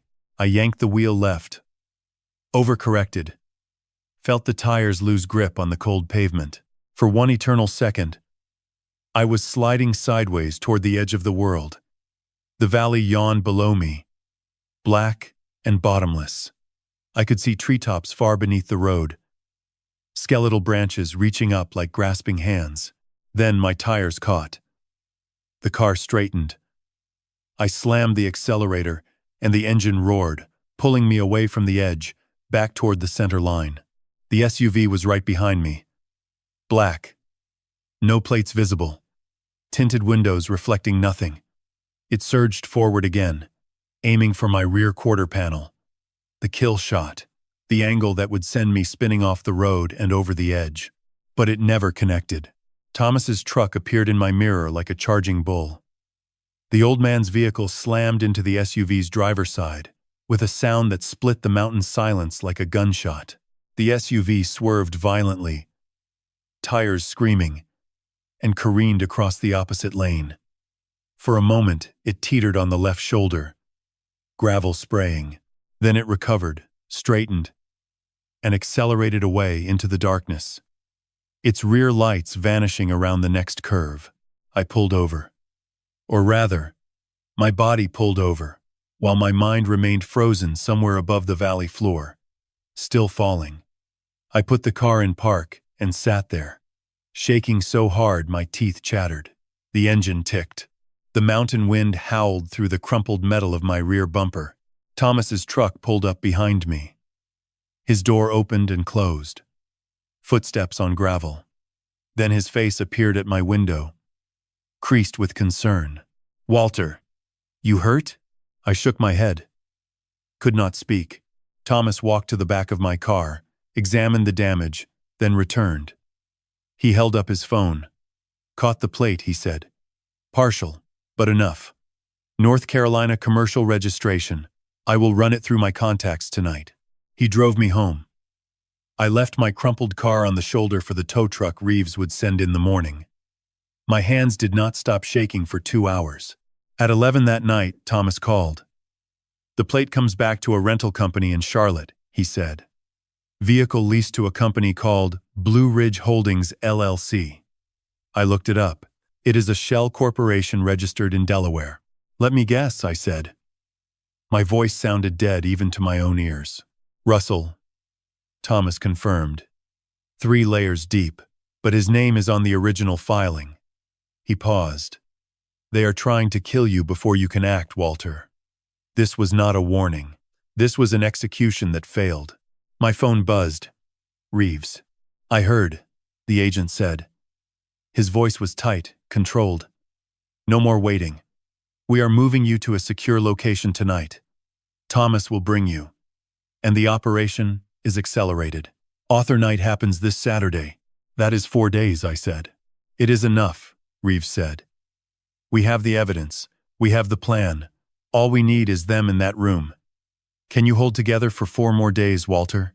I looked out my kitchen window at the dark street. Somewhere out there, Russell was learning that his SUV had failed. That I was still alive. That his window was closing. 4 days, I said. "I can do 4 days." "Good." Reeves hung up. I packed a bag in the dark. 1 change of clothes. Diane's photograph from the nightstand. The radio Thomas had given me. I locked my house, climbed into Thomas's truck, and did not look back. 4 days until it ended. One way or another. Thursday morning. The DEA turned my bookstore into a trap. I watched from behind the counter as Reeves's technical team moved through the shop with quiet efficiency. 2 men, 1 woman, dressed in plain clothes, carrying equipment cases that looked like luggage. They worked fast and spoke in short murmurs, pointing at angles, measuring sight lines, testing acoustics. Cameras went into the spines of hardcover books on the top shelves. Pinhole lenses so small, they were invisible unless you pressed your face against the binding. 4 of them, covering every angle of the main floor. Microphones nestled inside the ceiling, smoke detectors, and the decorative light fixtures above the reading area. A 5th camera hidden inside the antique clock on the wall behind the register. Reeves supervised everything with the calm precision of a man who had done this dozens of times before. Every device was tested, retested, checked against the legal recording authorization he had obtained from a federal judge in Charlotte. "This gives us full coverage of the main floor and the reading area," he explained, pointing to a laptop showing live feeds from all 5 cameras. "Audio is crystal clear, up to 40 feet. Everything recorded is admissible under Title III authorization." He handed me a small object that looked like a thick pen. "Panic button," he said. "Click the top, and we breach within 30 seconds. I will have a 12-person tactical team in a van on Haywood Street, 1 block east. Thomas will be positioned at the coffee shop across from your front door with a direct radio line to my team." I took the pen and slipped it into my shirt pocket. It weighed almost nothing, but it felt like an anchor. That afternoon I sat at Diane's desk in the hidden room beneath the store and wrote the invitations by hand. Personal, warm, the way Diane would have done it. "Dear Russell, I am hosting a special author night this Saturday at the store. A writer named Martin Locke is discussing his new book on pharmaceutical industry ethics. I thought you might find it interesting given your work. It would mean a lot to have family there. 7 o'clock. Love, Walter." Similar notes to Dean and Megan. A separate invitation to Sheriff Garrett, framed as a community outreach gesture, and one to Linda Holloway, who would attend as an audience member, her presence a silent accusation that none of them would recognize until it was too late. I mailed the invitations Thursday afternoon. By Friday morning, the responses began. Dean called first. His voice was cautious. "Dad, are you sure you are up for hosting an event? After the hospital and everything?" "I am fine," I said. "Feeling much better."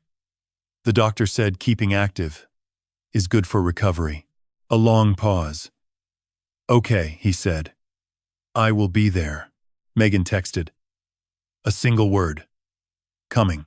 Garrett's office called. The sheriff would be happy to attend and support local business. Very community-minded.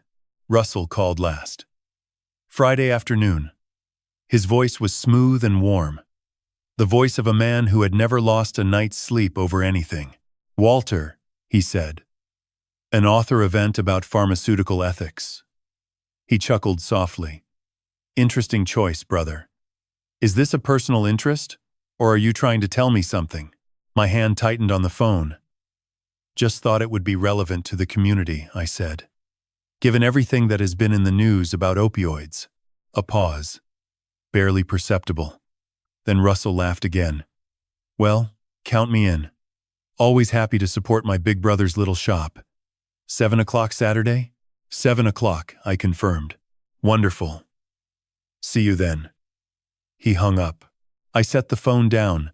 My hands were steady. Steady in a way they had not been in weeks. The fear was still there, but something else sat on top of it now. Purpose. The same purpose that had kept Diane going through 11 months of dying. Friday night. The store was dark. Closed for preparation. I stood alone in the basement, in Diane's room, surrounded by her photographs and her red strings and the evidence she had spent her last year of life assembling. I looked at her face in the photograph pinned above the desk. Our 30th anniversary. She was laughing, her head tilted back, her eyes crinkled with joy. I remembered taking that picture. I remembered thinking I was the luckiest man alive. "Tomorrow, Diane," I said to the empty room. "Tomorrow." They answer, for what they did to you. I touched the photograph with my fingertips. The paper was cool and smooth. She smiled back at me from across the divide between living and dead. And I chose to believe she could hear me. I slept at the safe house that night. Or tried to. Reeves had arranged a small apartment above a laundromat in West Asheville. Anonymous, unremarkable. Thomas was in the unit next door. I lay in the dark listening to the washing machines tumble below me and ran through the plan in my head until the words blurred into dreams. Saturday morning. I woke before dawn, dressed in the dark. The blue Oxford shirt Diane had given me for my 65th birthday. The last gift she ever bought me. I buttoned it slowly, smoothed the collar, and looked at myself in the bathroom mirror, 66 years old. Gray hair, tired eyes, the face of a bookseller. Not a warrior, not a hero, just a man who loved his wife and wanted the truth. I drove to the store at 6. The streets were empty, the mountain air sharp with December cold. I unlocked the front door, stepped inside, and stood in the silence. The brass bell rang once and fell quiet. I reached into my pocket and felt the panic button. Smooth, solid, ready. Then I walked to the front window and looked out at Lexington Avenue. The first light of morning was touching the rooftops, turning the brick buildings gold. Let them come. The day moved like a held breath. I arranged chairs in the reading area. 30 seats in a semicircle, facing the small platform we used for author events. I set out wine glasses and a cheese board on the side table the way Diane used to for these evenings. I printed a small sign for the front window. Author, Night. 7 p.m. Martin Locke discusses bitter pills, ethics in the pharmaceutical industry. Martin Locke did not exist. The book did not exist. But by the time anyone figured that out, it would not matter. At 6:30, Reeves's voice crackled through the earpiece hidden beneath my collar. All units in position. Tactical team on Haywood. Surveillance live. Audio confirmed on all channels. Walter, you copy? I pressed the small mic, clipped inside my shirt cuff. Copy, I said quietly. Good luck, Reeves said. Remember, safe word is bookshelf. You say that word, we come through the doors in 30 seconds. Understood. At 6:45, the first guests arrived. Linda Holloway, wearing a black dress and an expression of controlled fury. She shook my hand at the door and held my eyes for a long moment. For Tyler, she whispered. Her son, 18 years old when he died from pills that came through Russell's back door. Behind her, 2 other families Reeves had briefed. The Mercers, who lost a daughter. Jim Faulkner, who lost his wife. They took seats in the back row, quiet and watchful. Ordinary people carrying extraordinary grief. DE agents in civilian clothes filtered in among them, indistinguishable from regular customers. A woman with a book bag. A man in a flannel jacket studying the shelves. At 6:55, the bell rang. Dean walked in alone. His eyes swept the room, counting faces, measuring exits. He looked thinner than last week. The circles under his eyes had deepened to purple. Dad, he said. His voice was barely above a whisper.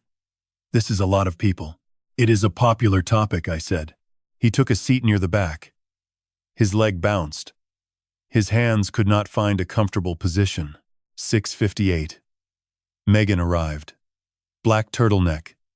Hair pulled tight. Her face an expressionless mask. She scanned the room the way a predator scans terrain. Nodded to me without smiling. Sat beside Dean. 7 o'clock exactly. The bell rang. Russell Brennan stepped through the door like a man arriving at his own party. Charcoal blazer over an open-collared shirt. Silver hair swept back. That wide, confident smile that could charm anyone in any room. Walter, he said, spreading his arms. Look at this turnout. Diane would be proud. The sound of her name in his mouth made my stomach clench. I shook his hand. Glad you could make it. Garrett slipped in behind Russell. Off duty tonight, wearing a sport coat that did not quite conceal the bulge of his service weapon. He took a position near the door, leaning against the wall with crossed arms. Watching, they were all here. Every one of them. Sitting in chairs surrounded by books and wine glasses and hidden cameras, believing they were safe. Believing this was just another evening in their brother's quaint little shop. I let them settle. Poured wine. Made small talk. Russell discussed pharmacy trends with a DEA agent disguised as a local business owner. Megan checked her phone. Dean drank too much wine too fast. Garrett watched the room. At 7:15, I walked to the platform. The room quieted. 30 faces turned toward me. Some innocent. Some guilty. All waiting. "Good evening," I said. My voice was steady. "Thank you for coming tonight. I know many of you expected me to introduce an author." He paused and looked out at the assembled faces. "But I have a different story to tell tonight. One that happened right here in this town. To someone many of you knew." Russell shifted in his seat. Dean's wineglass froze halfway to his lips. "Let me tell you," I said, "about a pharmacist named Diane." The room went still. Not quiet. Still. The kind of silence that precedes an earthquake. Diane Brennan was my wife for 34 years. She died 10 months ago. The doctors said it was a stroke. I believed them. I believed everyone. I had no reason not to. I looked directly at Russell. His smile had not changed, but something behind his eyes did. A flicker. A calculation. But Diane knew better. I continued. Because Diane was a scientist. She understood chemistry, dosage, toxicology, and when her own body started failing, when she began losing her hair and her memory and her ability to think clearly, she did what any good scientist would do. She investigated. I pulled a remote from my pocket and clicked it. Behind me, the projector screen I had set up that afternoon illuminated. Diane's map of Russell's distribution network appeared in sharp detail. 15 pharmacy locations. 5 states. Red lines connecting them like arteries of poison. Megan stood up. "Uncle Walter, what is this?" "Sit down, Megan," I said. My voice did not waver. "You will want to hear this." She sat. Slowly. Her eyes were ice. I clicked to the next slide. Financial records. Shell companies. Transaction amounts. Dean's name highlighted on 3 separate documents. "This is Russell Brennan's opioid distribution network," I said. $47 million. 5 states. 15 pharmacies. And 47 people dead. Gasps from the audience. The Mercer family. Jim Faulkner. Linda Holloway gripped the arms of her chair, tears streaming silently. Russell stood. "Walter, this is absurd. You are embarrassing yourself." He laughed, but it was thin, brittle. "Let me take you home, brother. You are clearly unwell." "I am not finished," I said. I clicked again. The photograph. Garrett receiving a cash envelope from Russell in the pharmacy parking lot. The room turned toward the sheriff. His face drained of color. He pushed off the wall and moved toward the door. The door did not open. Thomas had locked it from outside 2 minutes ago. Garrett yanked the handle. Turned back to the room. His hand moved toward his jacket. "I would not," said the DEA agent in the flannel jacket, standing calmly from his seat in the second row. His badge was in his hand. Garrett froze. I turned back to the room. To Russell. To Dean. To Megan. All of them. Staring at me with expressions ranging from fury to terror. "One more thing," I said. I pressed play on the audio file, loaded into the speaker system. Russell's voice filled the bookshop. Clear. Unmistakable. Recorded by my dead wife in secret, and saved for exactly this moment. She is asking too many questions. We need to handle Diane before she ruins everything. Silence. Absolute. Complete. The kind of silence that follows a detonation. Russell's smile was finally gone. 10 seconds of silence. 20. The recording had ended, but Russell's voice still hung in the air like smoke after a fire. Every person in that room sat frozen, caught between what they had just heard and what it meant. Russell was the first to move. He straightened his blazer, lifted his chin, and forced a smile that looked carved from marble. "Walter," he said, his voice remarkably controlled. "I do not know where you got that recording, but it is clearly fabricated, edited, taken out of context." He spread his hands to the audience. "My brother has been struggling since Miriam, since Diane passed. Grief can do terrible things to the mind. He was good. Even now, even with his own voice still echoing off the bookshelves, he was performing, spinning, controlling. But he had miscalculated. Because he was watching me. And he should have been watching his nephew. Dad." The word came from the back of the room. Quiet. Broken. Every head turned. Dean was standing. His wine glass lay shattered at his feet, red spreading across the hardwood like a wound. His face was white. His hands hung at his sides, trembling violently. "Dad, stop," he said. His voice cracked down the middle. "You do not need to play any more recordings.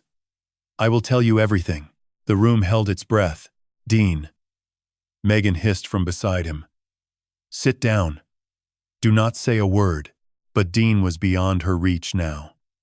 Beyond Russell's control. Beyond whatever threats and leverage had kept him compliant for 3 years. I could see it in his face. Something had snapped. The recording, his father's voice, the photograph. Some combination had finally broken through the walls Dean had built around his conscience. He stepped into the aisle between the chairs. His shoes crunched on broken glass. He looked at me, and I saw my son. Not the stranger who had brought me poisoned coffee. Not the hollow man at brunch who could not meet my eyes. My son, terrified and drowning and reaching for the only lifeline he had left. "I knew," he said.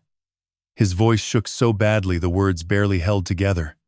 "I knew about the network, about the pharmacies. Uncle Russell brought me in 3 years ago. I was in debt, gambling, stupid decisions. He offered to help, said it was just bookkeeping, just moving numbers between accounts." He wiped his face with the back of his hand. Tears and snot, and 3 years of compressed guilt pouring out in a flood. By the time I realized what the numbers meant, it was too late. I owed him everything. He owned me. And then he looked at Megan. Then she came along, told me she had a system, efficient, clean. Nobody would get hurt. Nobody would get hurt, he repeated, and laughed. A broken, terrible sound. People were dying. Dozens of them. Kids, mothers, and I just kept moving the money because I was too afraid to stop. Linda Holloway stood in the back row. Her face was rigid with fury and grief. "My son," she said. Her voice cut across the room like a blade. "Tyler Holloway, 18 years old. He died because of your pills." Dean looked at her. I watched his face collapse further. Layer after layer of self-deception crumbling away. "I am sorry," he whispered. "God, I am sorry." "Tell me about your mother," I said from the platform. My voice was quiet, but it carried in the absolute silence. "Tell me about Diane." Dean closed his eyes. His shoulders heaved. "Mom found out," he said. "Last year. She saw discrepancies at the Biltmore pharmacy and started digging. I did not know at first. None of us did. She was careful. So careful." He opened his eyes and looked directly at me. Russell figured it out in August. Mom had been asking questions, requesting documents, visiting stores she had no reason to visit. He called a meeting. Me, Megan, Garrett. He said we had a problem. Dean's voice dropped lower, barely above a whisper. But in the silent room, every word was crystal clear. Every word captured by 5 hidden cameras and 6 microphones with full federal authorization. Megan suggested the vitamins. She said she could add fentanyl to the supplements Mom was already taking. Low doses. Gradual. It would look like natural decline. Aging. And then eventually, it would look like a stroke. I gripped the edge of the podium. My knuckles went white. I said no, Dean continued. His voice cracked again. I swear I said no at first. But Russell said it was the only way. That if Mom went to the authorities, we would all go to prison. That our lives were over if she talked. He made it sound logical, reasonable. He pressed his hands over his face. So I let them do it. I let Megan bring those vitamins every week, and I watched my mother get weaker and sicker. And I told myself it was not my fault, because I was not the one putting the poison in the capsules. The room was utterly still. Linda Holloway was weeping silently. Jim Faulkner had his arm around the Mercer woman. The DEA agents sat motionless, letting it unfold. Dean dropped his hands. His face was ravaged, ruined. Mom confronted Megan in February, he said. She knew by then. She told Megan she had proof, that she was going to expose everything. He looked at Russell. And you told Megan to double the dose. You said we were out of time. That Mom had to go before she could talk. And 6 weeks later, she was dead. Dean turned back to me. His voice was barely human now, shredded. It was all his plan, Dad. From the beginning. The debt. The network. Megan. Mom. All of it. He used me. He used all of us. And I let him because I was weak and scared, and I hated myself every single day. But I could not stop it. He took one step toward me. Then another. I am sorry, he said. I know it means nothing. I know you can never forgive me. But Mom, she knew too. She knew I was involved. And even then she did not hate me. She wrote in her files that she hoped I would find my way back. He was crying openly now. Shoulders shaking. The mask completely gone. She still loved me, he whispered. Even knowing what I did. She still loved me. I stared at my son from the platform. My hands were shaking. My vision blurred. I wanted to hold him, and I wanted to scream at him, and I wanted to rewind 35 years and start over and make different choices that would have led to a different ending. But I could not do any of those things. So I stood there, and I let the silence hold us both. And then I turned to face the man who had orchestrated it all. Russell had not moved. He sat in his chair in the third row, legs crossed, watching his nephew's confession with an expression I could not name. Not shame, not fear. Something closer to contempt. It was time. Russell Brennan stood slowly, deliberately. The way a man stands when he believes he is the most powerful person in any room he enters. He buttoned his blazer with one hand and surveyed the audience with an expression that was almost amused. "Walter," he said. His voice was calm, conversational, as if his nephew had not just confessed to conspiracy and murder in front of 30 witnesses. "This is quite the production. I am impressed." He stepped into the aisle, positioning himself so that he faced both me on the platform and the audience in their seats. Always the performer. Always in control. "But you have made a mistake, brother." He smiled. The same smile he had worn at Diane's funeral. The same smile he wore every Sunday at brunch. "Do you really think a few recordings and some photographs are going to change anything?" He spread his hands wide. "I built a $47 million enterprise," he said.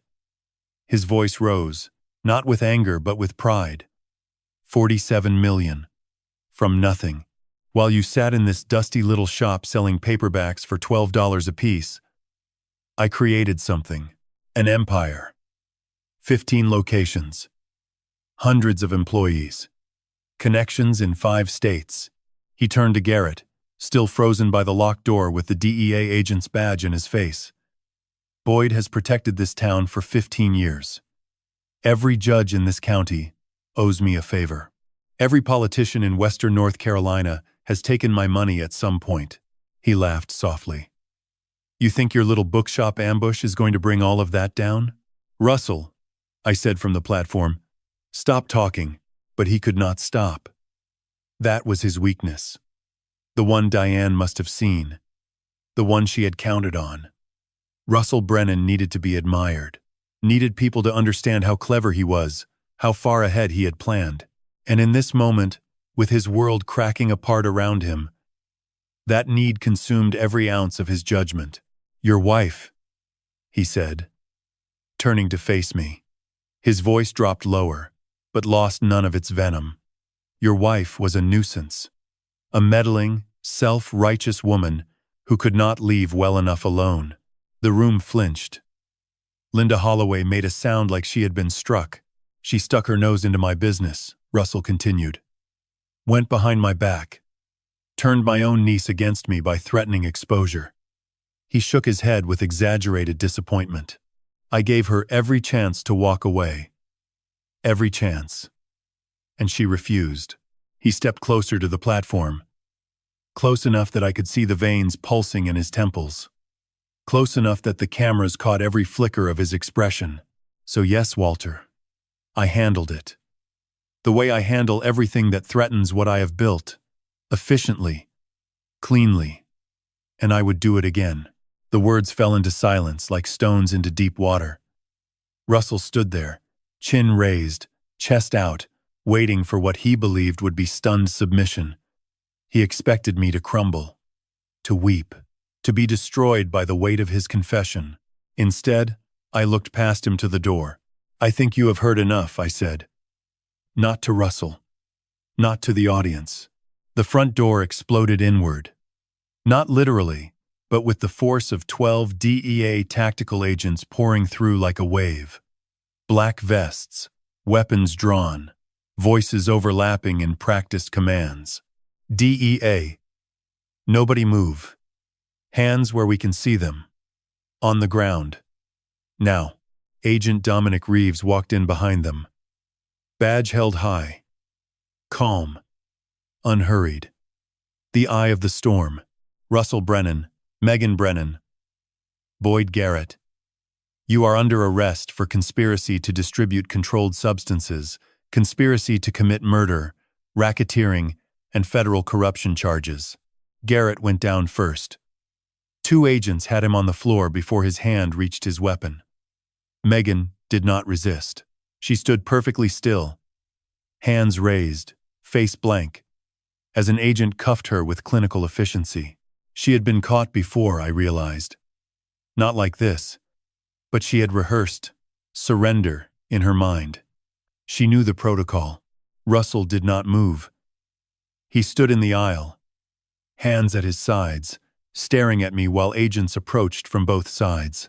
"You recorded this," he said. "Not a question. Diane taught me," I said. His face twisted. For the first time, I saw something beneath the mask. Not fear. Not regret. Rage. Pure and ancient. The rage of a man who had spent his entire life believing he was the smartest person in every room and had just discovered he was wrong. "Hands behind your back, sir," an agent said. Russell extended his wrists. The cuffs clicked shut. He never broke eye contact with me.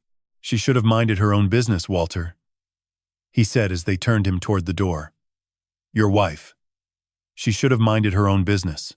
I stepped off the platform, walked down the aisle between the overturned chairs and the shattered wine glass and the scattered evidence. Stopped directly in front of my brother. "She did," I said. "Her business was protecting this town from you." Russell said nothing. They led him out into the December night. Blue and red lights strobed across the bookshop windows. Radios crackled. The bell above the door rang with each body that passed through, a sound that had once meant customers. Tonight it meant justice. Dean was last. 2 agents held his arms gently, almost respectfully. He had confessed voluntarily. That would matter later. But right now, he was still a man in handcuffs being led away from his father. He stopped in front of me. His face was swollen with crying, his eyes red, his lips trembling. "Dad," he said, "Mom's last words.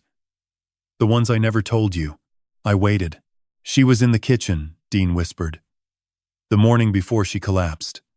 I came by to bring her vitamins. Her hands were shaking too badly to open the bottle.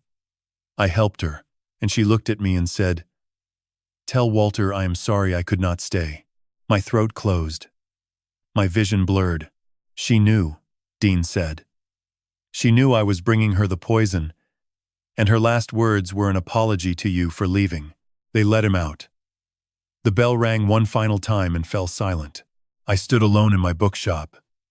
Chairs overturned. Wine spilled on the hardwood. Diane's evidence still glowing on the projector screen behind me. The smell of fear and sweat and cold December air mixing with the old familiar scent of paper and ink.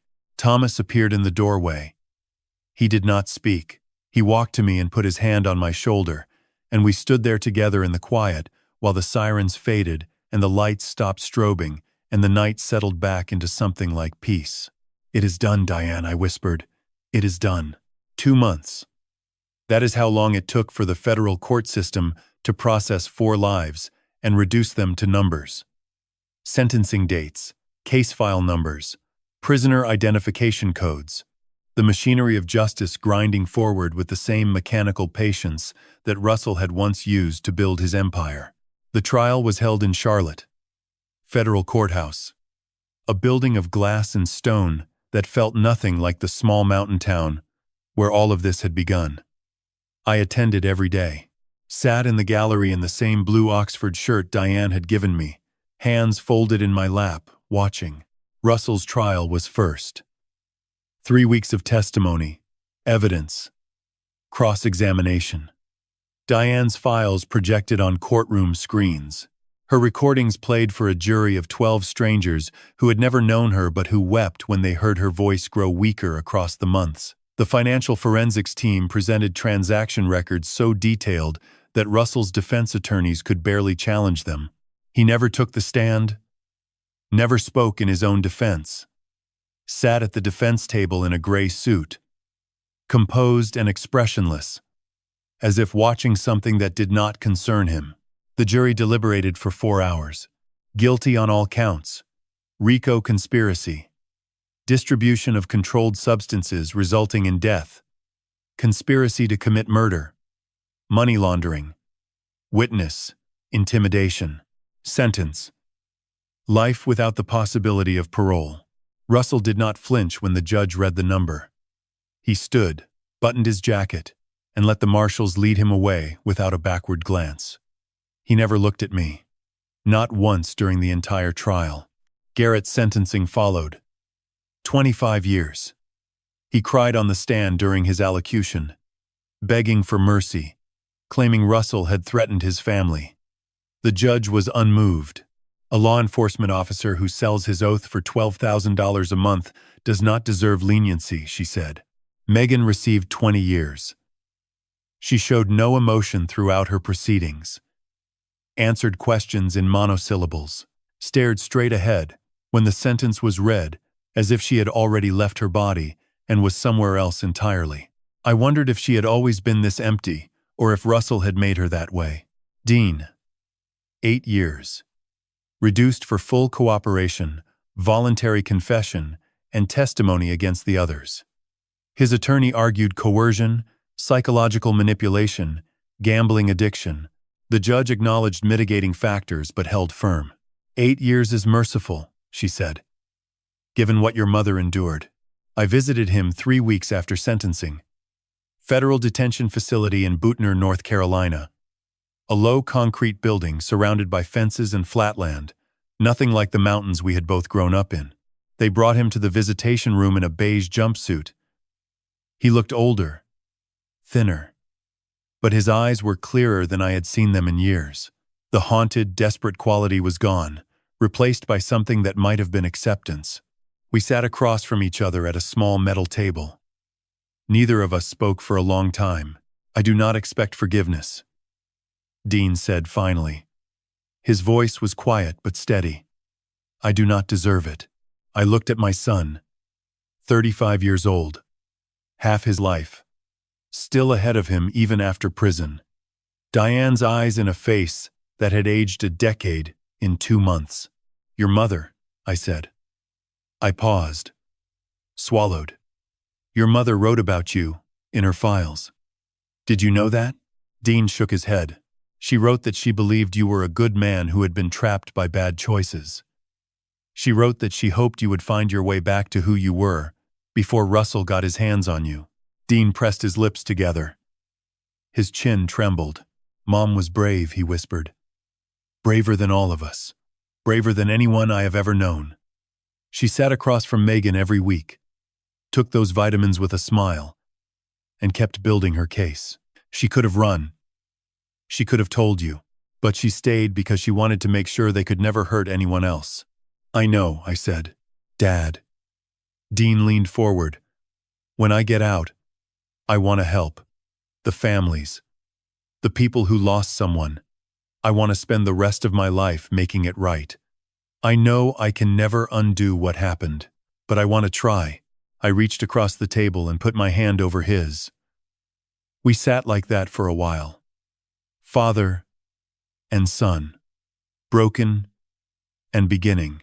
3 days later, I went back to the bookshop basement, to Diane's room.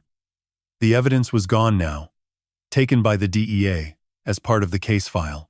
The walls were bare, the desk empty, the laptop in federal custody, but the 2 safes remained. The first had held the laptop and recordings. I had opened it the first night. The second safe had a label on its face in Diane's handwriting. Open only when it is finished. It was finished. I entered the combination.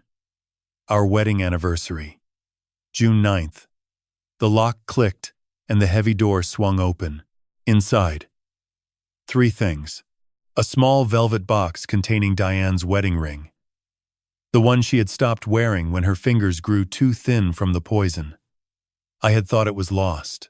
A photograph. Diane and me standing in front of the bookshop on the day we opened, 31 years ago. We were young and terrified and completely in love. The brass bell gleamed above our heads. The sign was freshly painted. Diane was laughing. And a letter. 1 page. Handwritten in ink that was still dark and clear. Written before the tremors started. Before the poison took her hands. My dearest Walter, if you are reading this, it is over. They are caught. You did it. I knew you would. I want you to know something. In all the months I spent building this case, in all the fear and the anger and the pain, there was one thing that never wavered. My love for you. You were my reason for fighting. Not justice. Not revenge. You. Your safety. Your future. The years you still have left to live. I am sorry I could not stay. I tried. I fought as hard as I could. But the math was against me, and I ran out of time. Do not spend what is left of your life grieving, Walter. You were always braver than you thought, kinder than you knew, stronger than you believed. Live now, for both of us. Open the store in the morning, ring that silly brass bell. Sell books to strangers and make them feel less alone. That was always our gift. Yours and mine. Giving people stories that made the world make sense. I love you. I have loved you for 34 years, and I will love you for whatever comes after this. Yours always, Diane. I held the letter against my chest. I put her ring on my little finger, where it fit loosely but would not fall off. I looked at the photograph of 2 young people who had no idea what was coming and who would have chosen each other anyway, and I wept. One last time. The good kind of weeping. The kind that washes clean. Spring came to Asheville the way it always does. Slowly at first, then all at once. The dogwoods bloomed white along Lexington Avenue. The mountains turned green overnight, shaking off winter like an old coat. And one Tuesday morning in late March, I unlocked the front door of Brennan and Company Books, stepped inside, and let the brass bell ring. The sound filled the empty store like a hymn. Sunlight fell through the tall windows in golden columns, illuminating dust motes that drifted like tiny prayers. The shelves were full again. The back door had a new lock, one that only I had the key to. The hardwood floors were polished. the reading nook rearranged with fresh cushions and a small plaque on the wall that read, in Diane's favorite font, "A good book is a friend who never leaves." I opened the register, brewed coffee in the small pot behind the counter, set out the new arrivals on the display table near the front window, and waited for the bell to ring again. It rang at 7:30. Thomas, of course. He had not missed a morning since December. He walked in carrying 2 cups from the coffee shop on the corner, set one on the counter in front of me, and settled into the armchair by the window with his spy novel and his silence. We did not need to speak. His presence was enough. At 9, Ruby stopped by. She was in Asheville for the week, finishing edits on her book. The publisher had scheduled a release for June. She had dedicated it to Diane, to the pharmacist who counted the cost and paid it anyway. The advance copies sat in a box behind my counter, waiting for the launch event we had planned.